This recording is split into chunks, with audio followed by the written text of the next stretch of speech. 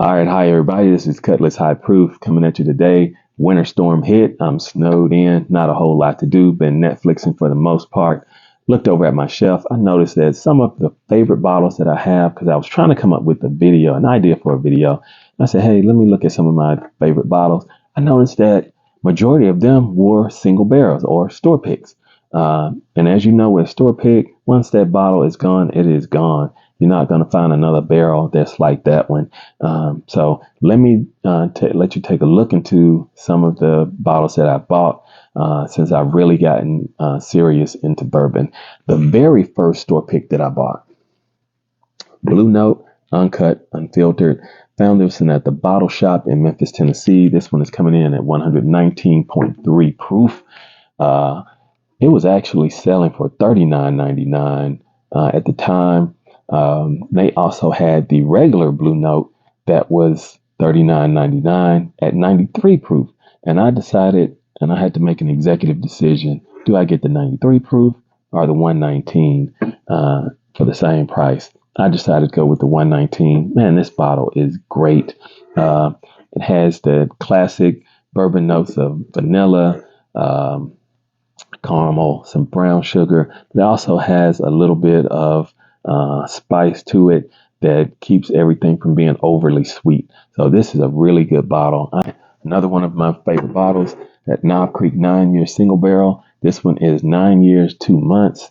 I think some of these bottles can get up to 10 or 11 years. Got this one for $59.99. Saw a store that actually had one for $49.99.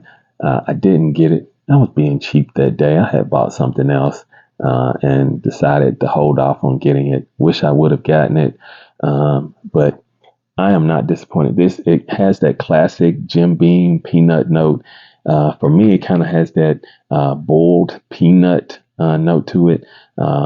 It's different from most of the other Knob Creeks that I've had, but this one kind of has that boiled peanut note, but also that vanilla, that brown sugar, that caramel. Not a whole lot of the brown sugar, but that caramel and vanilla note come across. But that peanut note isn't overbearing. Next one, another big dog here, that Old Forester Blue Label. These are really flying off the shelves. My sister was able to find this one for me in Jackson, Mississippi, I believe for about $90 to $95. I know they usually go up to about $99. Now in Memphis, I've seen them at $105 and even at $150.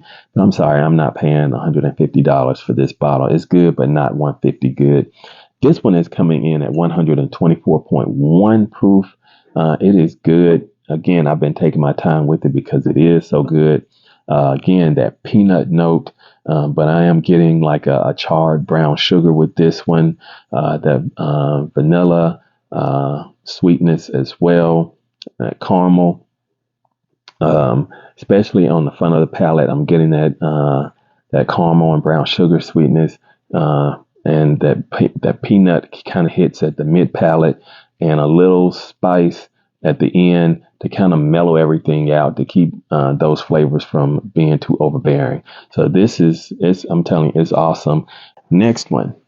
These are my favorite store picks. And I have not had a bad one yet.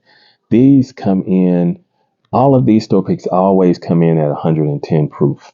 The only difference is usually the year. You're going to get an 8-year or a 10-year. And the rickhouse is going to be different. I got a 8-year Tyrone rickhouse and a 10-year Kemp Nelson rickhouse. The Tyrone has a real sweet floral honeysuckle note to it. The Kemp Nelson has that caramel sweetness, but it also has that oak coming forward. And just a little bit of spice to kind of mellow everything out, kind of giving everything a woodsy type note. I mean, it is good as well. Both of these are awesome. And as you can see, I have thoroughly enjoyed these bottles. This was my first unicorn. All right, this last bottle, I'm not much of a fan of the bottle in particular. I know a lot of people go crazy over it. There's some people that like playing with the little horsey on it, but I'm not that Blanton's knucklehead type of guy. But I did find this one. It's the little tater sticker. There it is. Got the little tater sticker. This Blanton store pick. I found this one at Buster's here in Memphis. Um, Thought about passing up on it, but I said, you know what, I'm gonna give it a try because I know store picks are usually going to have a slight difference than the regular selection of any product. So I'm like I said, I'm not the biggest Blanton's fan. It's not bad, but it's not great either. So I was like, if getting a store pick, I can find a better version of Blanton's, I'll go ahead and do that.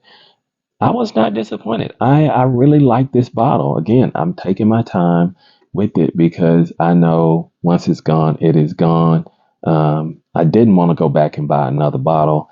It was just too much money to actually get another one. I got it. It was less than 100, but I did not want to spend what I spent on getting another bottle.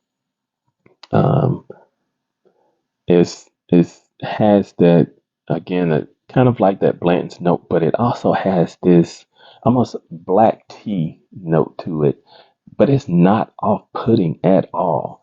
And it seems to have like a little more strength than normal. I checked to see if the proof was a little higher. It's not. It's coming in at the regular 93 proof. But it is really good. It's really, I mean, it's not so great. I got to run out and get another bottle, but it's better than the normal Blanton's offering.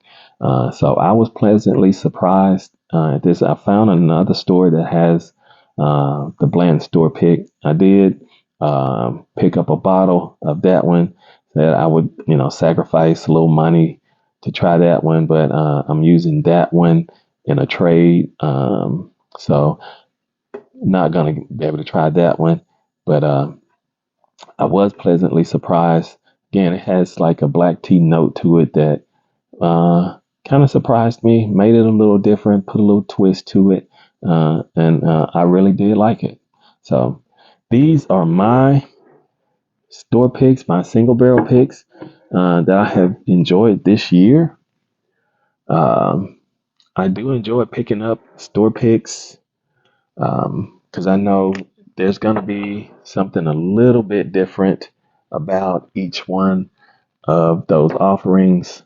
So let's see, here we go. So I know it's going to be something just a little bit different that's going to make it more unique to the consumer. So I try to see, what is the palate like for that store owner or for that bourbon group, whoever the pick team is. I want to see what their palate is like. And so if I see another offering by that owner or that bourbon group, I'll be more apt to get it again.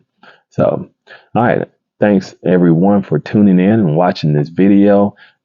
If you would take the time to go ahead and hit that like button, subscribe if you're not already a subscriber, and please leave a comment. What's one of your favorite single barrels? Is there anything up here that you like as well? I know it's not going to be the exact same single barrel, but a distillery pick that you like as well. All right, guys, have a great day. Stay warm and cheers.